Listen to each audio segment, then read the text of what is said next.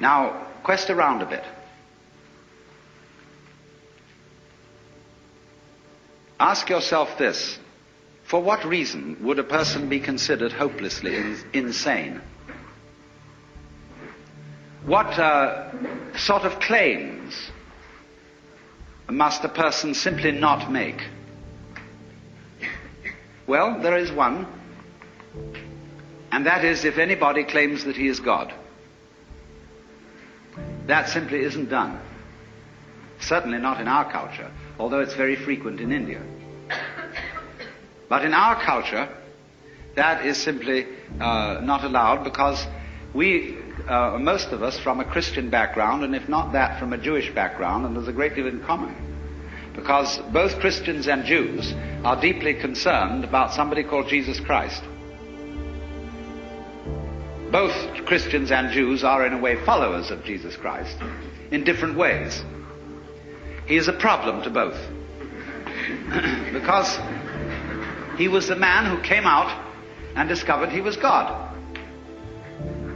And that simply is impermissible. The Jews handled it in one way. The Christians handled it quite as effectively in another way. The Christians handled Jesus perfectly, even more tactfully than the Jews, by putting him on a pedestal and saying this was the only man who ever was God, and nobody else was really so before, and certainly nobody can be so afterwards. Stop right there. Put him on the altar, bow down to him, worship him, so that everything he had to say will be null and void.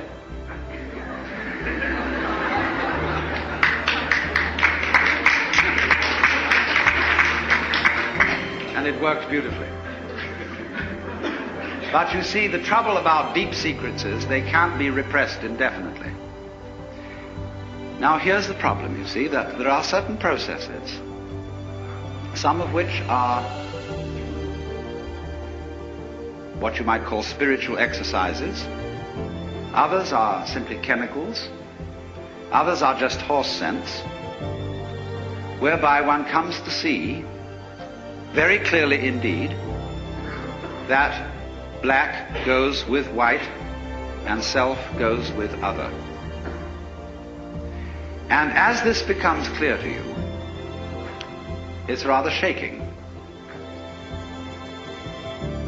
Because, look, if what you define as you is inseparable from everything which you define as not you, just as front is inseparable from back, then you realize that deep down between self and other there is some sort of conspiracy.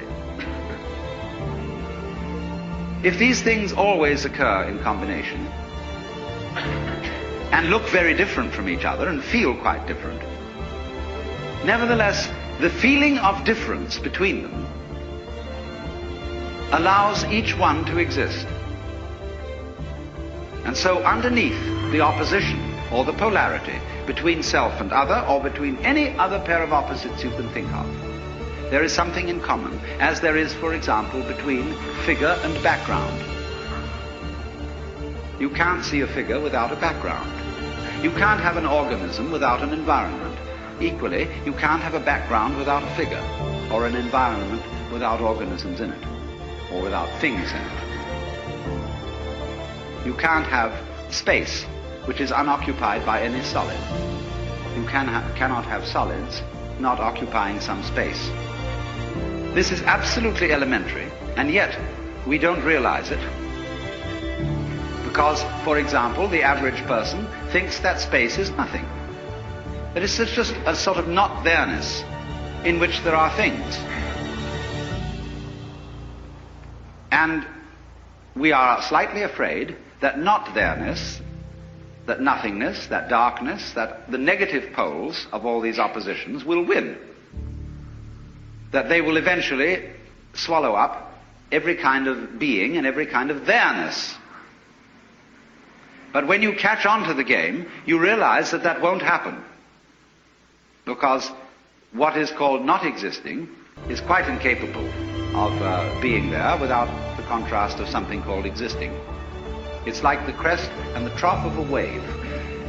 You can't have a wave that is all trough and no crest, just as you can't have a wave which is all crest and no trough.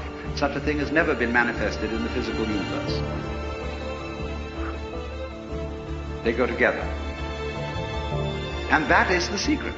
There really is no other secret than that. But it is thoroughly repressed.